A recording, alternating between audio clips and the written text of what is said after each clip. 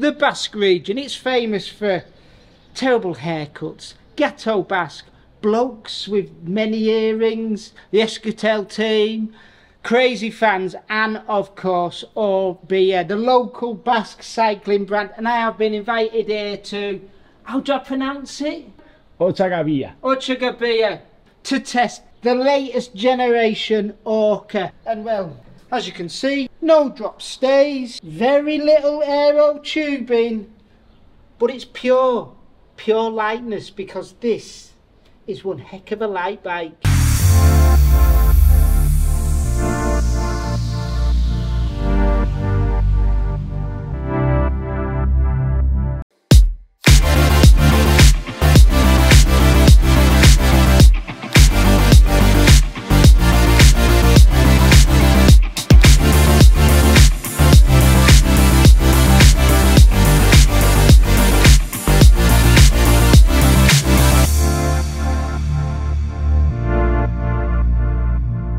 Alright, so we've got 2 days of testing ahead of us on 2 different builds. We have got the top end, top flight fancy model with your dura-ace and their own brand wheels. The other bike that they are lending us is the lower spec version with 105 group set, again their own brand wheels, and they're giving us the 2 bikes to see, well, just how different the 2 models are. To say I'm a little bit excited is an understatement, because it's been a while since I've been on a pure climbing bike, and I've got to say, I'm already liking the look of it.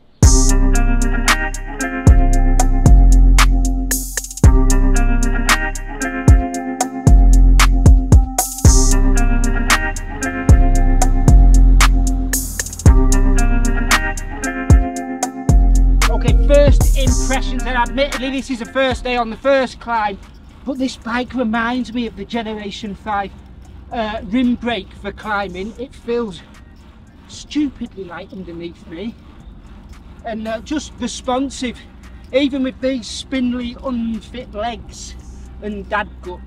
But what I'm really looking forward to, apart from getting to the top and emptying my lungs, is the descent, because Generation 6, the current OMX, is a beast for descending.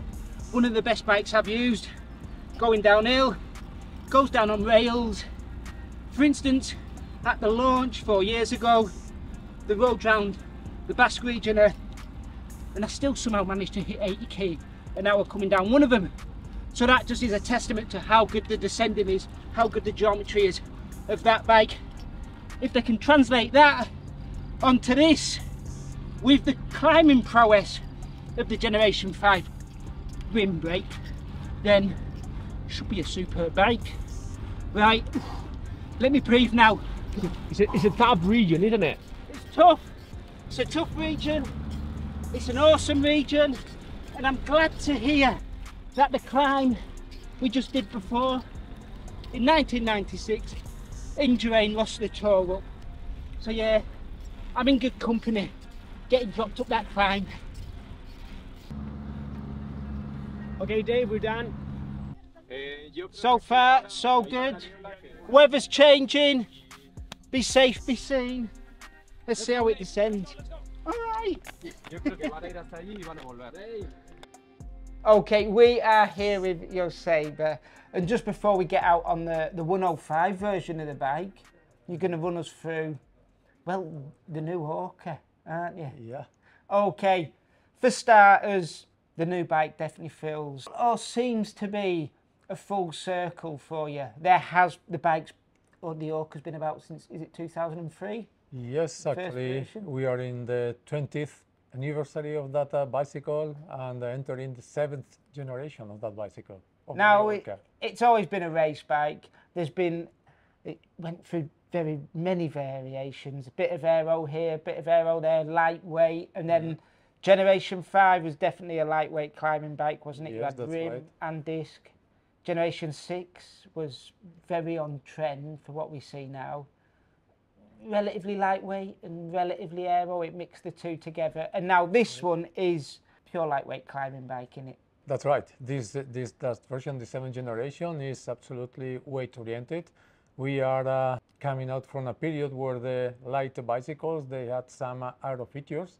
And, you know, we want to forge our own path, and we are seeing that it is, we need a polarization of the racing bicycles.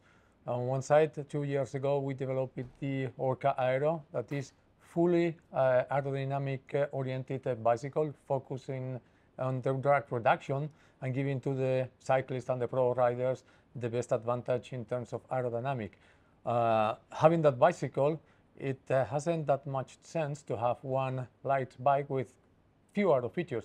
We prefer to go directly to lightweight and really giving the cyclists and the pro riders a real advantage when the climbs are very steep and where the gravity force needs to be overcome by the lightweight bicycles. What everyone wants to know, weight of the, let's go weight of the top end model, the OMX frame set, because you've got two different frame sets, haven't you? Yes, we propose as usually two levels of frame sets. The OMX level is the high-end model where we are using the best technologies to build a frame and the best materials. So that brings us to have a frame that is 70, 100, 40, 50 grams in size 53. And we have the OMR. That is the second level. This frame set is oriented, let's say, to riders looking for, yes, the feeling of a lightweight bicycle, but a much more compliant or not that, let's say, exigent or performance-oriented bicycle. So it's a bicycle that has a frame that weighs around 1,050 grams. With OMX and OMR, we are not only aiming to have a super lightweight bicycle at the top of the range dedicated to the competition, but this is something we want to bring this lightweight feeling across all the range. So we have 13 models starting in 105 mechanic and up to the dura-ace or Di2 or Di2. And in the middle there are many models equipped with different group sets, with a different level of wheels also, and combination of tires and cup kits. So that allow us to be a brand offering a bike range probably with the best performance value balance proposal. Okay, let's go. Cheapest option with the 105 mechanical, and it comes with alloy wheels. Somebody 2,600 euros. 2,600 euros. Yeah, this is really affordable bicycle, a good price point to someone who wants to enter the cycling to discover what it means to ride a carbon fiber lightweight bicycle. Awesome. And then that top end model that we were riding yesterday with the dura-ace. So let's say the lightest and the most performing bicycle we can propose. So we can see the differences between this OMX performance, fully performance-oriented bike, and today we ride that bicycle that it is supposed to be the value for money bicycle, really good bike with 105 Di2, with a carbon fiber wheels at the second level, at the team level, and feel that differences between two different riders. Yesterday we feel like a pros, even if we don't are, awesome. And today we are going to feel maybe what we are, the social rider. Definitely a social rider. Yeah, and that top end model's 10,000. 1,499 euros. The LTD models are all equipped with a crankset with power meters. Weight of that top end bike we were riding yesterday? Yes, the bicycle we were riding yesterday is 6.7 kilos. 6.7, bang on UCI, well, current UCI.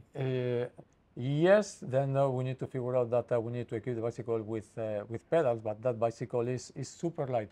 Actually, we were not aiming to go for the lightest bicycle. We want to propose bicycles which weight it could be consistent. Just not building a super light bike and then the rest of the models, they are not never that light. And using standard components, there is nothing especially lightweight oriented on that bicycle. Let's say we are using standard high saddles or carbon handlebars, but not using that niche and super light components that could already bring a reduction around 200 or 300 grams. we leave the cyclist, if they want, why not to do that afterwards. Awesome. Right, let's get out and test them then. Yeah. Even though it looks a little bit damp. Yeah. 105, Dave.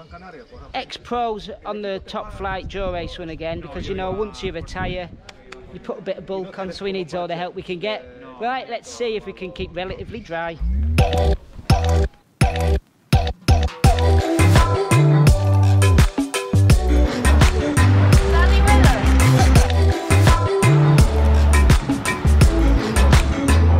He thinks he's Madonna with the microphone. It's like a spinning teacher. Like a bell.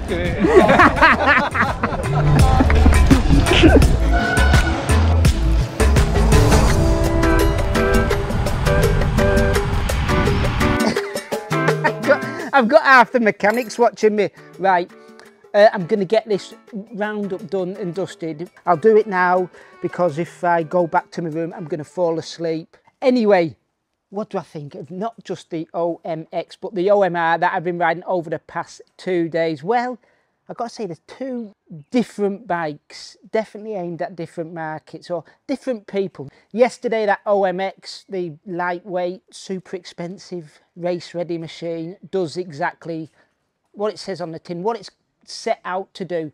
And what have they set out to do? They've gone out to make a lightweight climbing bike, and that is it, a lightweight climbing bike that performs. And it does that, ticks all the boxes. The OMR, what are they wanting to do there? They're wanting to take some of that OMX DNA, bring it down to a level, bring it down to a price point that gives a lot of the same feeling that you're getting with the OMX, but also adding a bit of comfort. I'm not going to use compliant or any words like that. It's a bit more comfortable and it sits on the road a lot more firmer. But then again, it's carrying an extra kilo over that top tier model. So you'd expect it to sit on the road a lot more firmly, shall we say. And that definitely not so much helps it downhill, but gives it confidence downhill. The OMX with its lightweight build comes downhill exceptionally well. It goes where you want it to go. It turns on a dime. Its geometry is dialed. In fact, the Orbea geometry is something I've liked for a lot of years. They know what they're doing there. But the difference is, I think, the skill level or the rider that it's aimed at. You need to be on your game to ride the OMX downhill. It's not so much jittery, but a little bit more, keeps you on your toes, where with that extra weight, but with the same stiffness that you're getting as the OMX, with the OMR, it allows you to, I suppose, relax a little bit more and enjoy them downhills. It's a bike for the, not so much Sunday rider, but the ones that are wanting that little bit more of a relaxed ride out on a high performance machine. So for both the bikes, they've definitely gone out and achieved what they have aimed to do, I reckon. Is it something that talks to me? Hell yes, especially that OMX. It is a bike that's put a massive smile on my face, even in the rain. It is a bike that's definitely stood out from a few of the bikes that I've rode recently, not just in its styling because it's not got drop stays at last, but for the way it goes uphill, it just goes underneath you. It's ridiculous in its climbing capabilities. If you're looking for a lightweight climbing bike that sings, definitely take a look. If you are looking for a bike that holds its speed on the flat and whips you along, well, you might need to look elsewhere. Not that this doesn't hold its speed, but there are bikes out there that are designed for that. This isn't. This is designed for landscape like we've rode in over the past 2 days. As for the price points, yes, that top tier model is crazy money, but it's still, when you compare it to other big brands out there, about a grand, 1,500 euros cheaper than what they're offering with the same build. And as for the lower end models, the OMRs, they start about 2,600. It's nice to see high performance bikes coming in at that sort of money.